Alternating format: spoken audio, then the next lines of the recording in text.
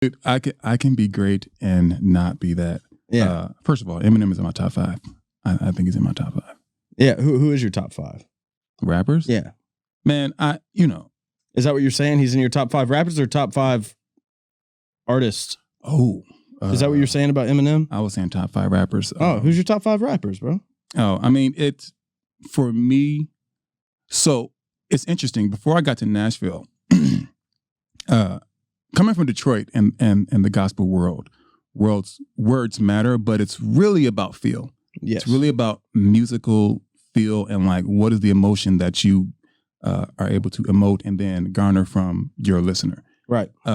So when I moved to Nashville, it was all feel for me. Like, so I say that to say that while people will argue Biggie and Tupac, I'm a Tupac guy because he was just super emotional. He was like guttural, man. Yes. Like if he said it, you just listened for some reason. Yes. And you felt like he was telling the truth. Yes. Like he was telling a story for a lot of people, bro. For a lot of people. And he felt it. Like, Yes. So of course there's Tupac, Biggie, Eminem is in there.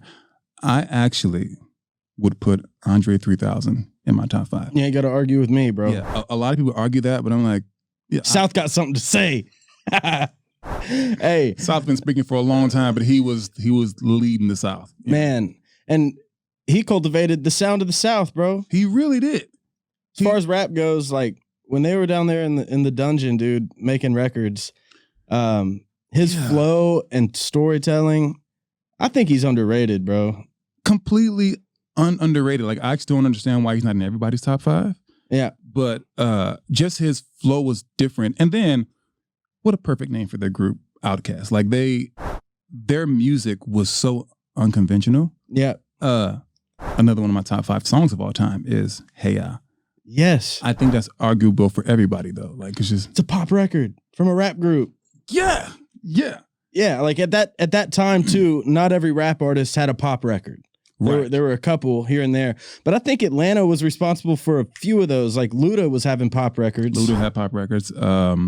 Luda, Outkast. Who else was from the South that was doing? You know what? T.I.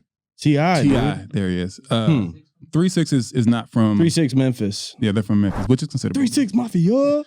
Man. God, World Domination. That CD. My mom snapped that CD in half too when she found it. Bro, I bet you won't hit a motherfucker. Hit a motherfucker. I was like, what are you listening to? You have private school in the morning. Yo, the things. This is not your lifestyle. We're going to church now. Yeah. My mom snapped so many of my CDs, which when I was younger, I didn't get it. But it's weird because even teenagers now will look at our music when we were teenagers and go, what were y'all doing? Right. You know, like usually teenagers kind of band together, like, you know, it's hot no matter what genre it's from. Like, but that specific era of music. Yeah. I can't even say that I listened to it. Like, I feel bad saying that out loud. Like some of the lyrics from like 3-6 and like Project Pat and like 8 Ball and MJG. Dude, Juicy J was not afraid to say anything, dude. And he still is now. But yeah, I'll never forget after a baseball game, I was probably in the 4th grade and I had Slim Shady, like a burnt CD or whatever. And it had like Ass Like That, had a bunch of shit it had a bunch of shit from the Slim Shady days.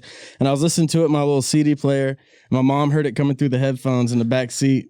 I bet you never heard it as like that. She was like, hold on, let's put this in. So she put it in the Pontiac, Montana minivan CD player and got about, 3 lines in. She took it out, snapped it, threw it out the window. She's like, we're going to have your dad meet us at Cheeseburger Charlie's and talk about this.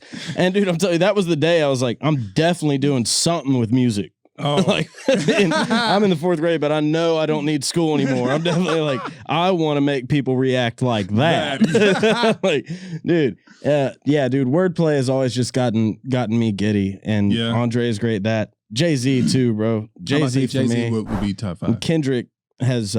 I miss Kendrick because what's he been doing? I miss Kendrick. You know, there was this do you remember that kind of viral thing that was like, what was it? Bench one, take one, get rid of one, I think it was. And and it was like J. Cole, Kendrick, and Drake. Oh yeah. And majority of people were like, get rid of Kendrick, which let me say, I hated that was even brought up as a conversation because it makes it seem like you don't want Kendrick to be you know, as if he's not good. Right. But I was like, I can't drop anybody here. Like, because you cannot disrespect what Kendrick did.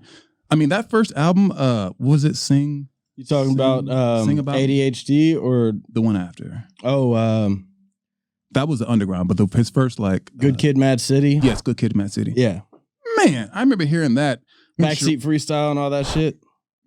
Dude. All my life I want money and power, respect my mind, or die from lead child. As big as the Eiffel Tower, so I can fuck the world for 72 hours. Goddamn, I got bitches. Bro, I saw Kendrick play at War Memorial in 2012 in front of 500 people. Really? Dude, I was on the Kendrick train early. I was wearing a TDE hoodie. Oh, I brought a pack of Camel non-filter cigarettes, but all of them were joints. I got rid of all the cigarettes, rolled like 20 joints to go in there.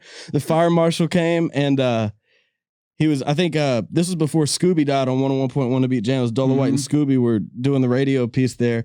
And the fire marshal came out. He was like, now this is just going to make sure there will be no smoking in the auditorium tonight.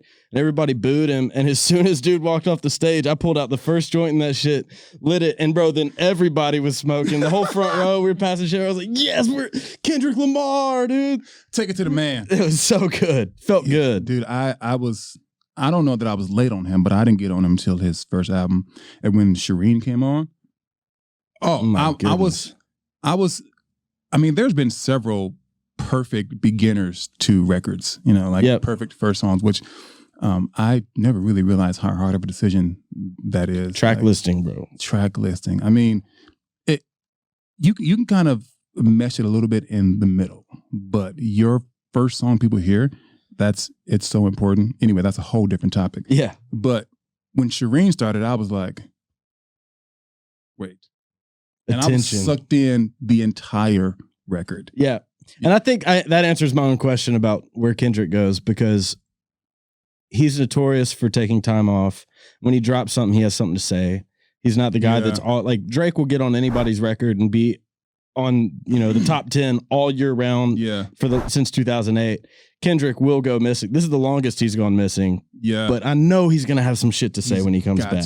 Man, you know, going back to what you said about Drake, being able to release that many songs is actually, it's a tweak in my brain. It's a tweak in the brain that I don't have.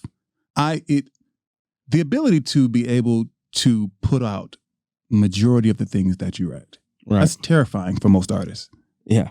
If even possible, like to find confidence in everything that you do. But when I think about Drake or like I know 1975 is not a same topic, but they rapped like 30 songs.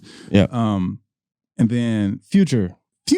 Yeah. I think even J. Cole had a bunch of mixtapes before. Yeah. He came. And Thug, dude, they'll just unleash hard drives of music. Yeah. And like me, I'm like overthinking lyrics and lines and beats and then like my own voice. And it's like, but to have the ability, I've always been jealous of that, to just drop stuff and just see what happens. Like, I do think that is a better way to go about it, unless you have the ability to be able to really lock in and know what you're going for and get it. Right. As opposed to throwing a deck of cards at the just kind of circling the drain all the time. And like, are we there yet? Don't know. Yeah, exactly. Well, Drake is one, he's set himself up now where if he drops it, it's going. And he doesn't miss much either. He don't miss much. He doesn't miss much, dude. He don't miss much. Even on If You're Reading This Is Too Late, that was kind of the album that people was like, yeah, he missed a couple songs. I'm like, not really. Not really, bro. Like, not like other people miss. Not like some other people I could name miss. Yeah, like, bro, he might not have won a championship, but he made it to the All-Star game. Like, yes, he was still at Finals MVP. Just being earnest. Just being earnest. Just being earnest. Just being earnest.